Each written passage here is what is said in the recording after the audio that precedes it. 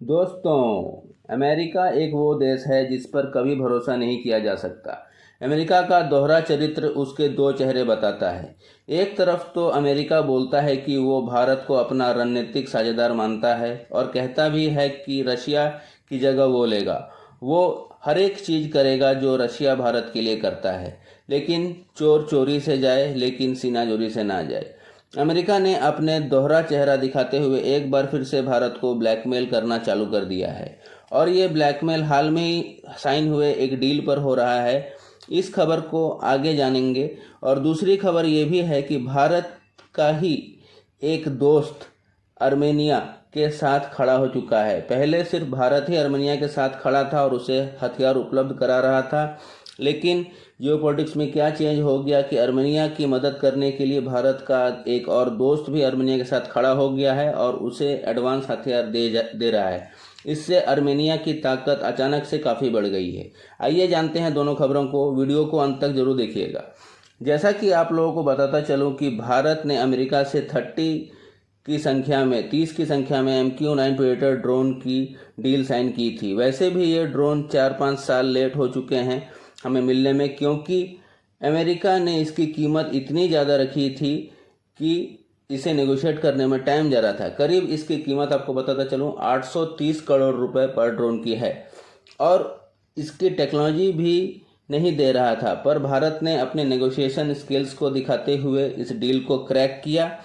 पर अब अमेरिका ने एक और अड़ंगा डाल दिया है इस डील के अंदर। अमेरिका ने कहा है कि इस डील की समीक्षा हम 30 दिनों के लिए करेंगे, और कारण ये बताया जा रहा है कि भारत में ह्यूमन राइट्स मानव अधिकार का वायलेशन हो रहा है, जो कि चिंताजनक समस्या है। साथ ही सिख अलगाववाद नेताओं के साथ भारत का जो नाम जुड़ा है, उस पर भारत से अमेरिका को क्लैरिटी चाहिए।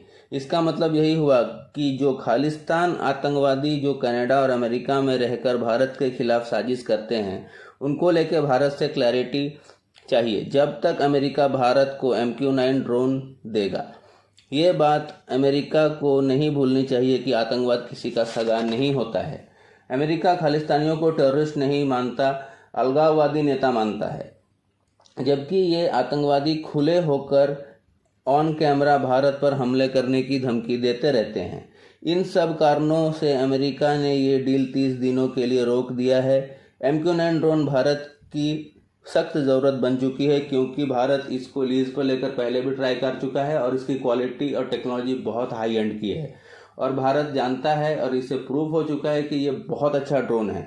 लेकिन अगर इन सब चीज़ों से हम ट्राई कर रहे हैं लेने का, फिर भी अगर ये एक फाइटर जेट आ सकता है इस कीमत में, 830 करोड़ का एक ड्रोन है, इसकी कीमत में हम एक फाइटर जेट भी ले सकते हैं।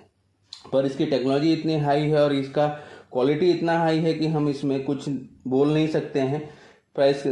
मगर अमेरिका को दोहरा चेहरा देखने के बाद आपको क्या लगता है, कमेंट्स में ज़रूर बताइएगा कि भारत को इस डील में आगे जाना चाहिए या अपने स्वदेशी ड्रोन प्रोग्राम पर इस पैसे को इन्वेस्ट करना चाहिए। कमेंट्स में ज़रूर बताएं। अब आगे बढ़ते हैं अपनी दूसरी खबर पर। भारत कुछ बीते सालों में अर्मेनिया के साथ काफ़ी सारे डिफेंस डील्स कर रहा है, जिनमें वेपन लोकेटिंग रेडार से लेकर artillery guns, Pinaka, multi barrel rockets, grenades आदि हैं। भारत का ये कदम अजरबैजान के साथ पाकिस्तान और टर्की को पसंद नहीं आ रहा था, लेकिन अब भारत का एक दोस्त फ्रांस भी भारत की तरह अर्मेनिया के हथियार सप्लाई करना चालू कर चुका है। और ये आपको बता दूं कि अजरबैजान के राष्ट्रपति ने ये आरोप खुद ही लगाया है। उनका कहना है कि भारत और फ्रांस अर्मेनिया को घातक हथियार देकर इस रीजन में युद्ध का माहौल बना रहे हैं, और भारत और फ्रांस को साउथ कॉकस रीजन में अपने को अशांति पैदा करने के लिए वो लोग ये हथियार यहाँ बेच रहे हैं। फ्रांस अपने हथियारों को देकर अपनी रक्षा नीतियों को लागू कर रहा है काकस रीजन में। पर फ्रांस भी इस आरोप के बाद चुप नहीं बैठता था। फ्रांस ने कहा कि हम काकस रीजन में शांति चाहते हैं, और फ्रांस हर किसी के क्षेत्र का सम्मान करता है, संप्रभुता का सम्मान करता है।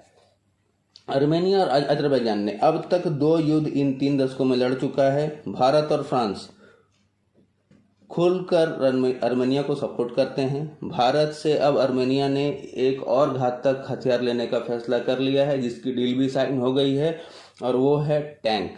अब वो कौन सा टैंक है ये अभी तक पता नहीं, या अर्जुन है या T-70 है, ये हमें नहीं पता, क्योंकि T-70 हम लाइसेंस प्रोडक्शन बनाते हैं और अर्जुन हमारा खुद का है।